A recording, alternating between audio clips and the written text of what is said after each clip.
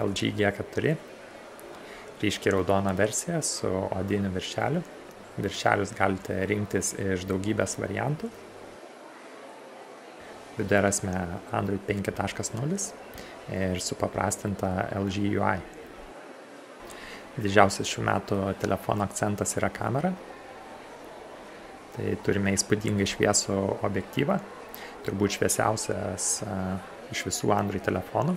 Labai paprasta kameros UI ir kartu pilnas rankinis nustatymas. Taip pat telefonas palaiko RAW nuotraukų formatą. Turi lazerinį fokusavimą, su juo puikiai seka visus objektus. Na ir bendrai kameros galimybės ir valdymo paprastumas lenkia netgi daugelį fotoaparatų. O štai ir keli kadrai iš kameros. Šviesus kadrai, ryškios spalvos ir labai geras detalumas. Štai turiu Samsungą palyginimui. LG veikia su Omnitel ir Samsungas su bitės internetu. Deja, abudu veikia pakankamai lėtai login parodoje.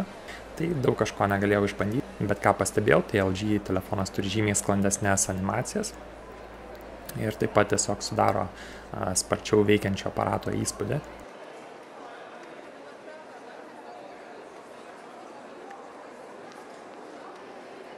Apie LG galite sužinoti daugiau paspaudę nuorodą apačioje.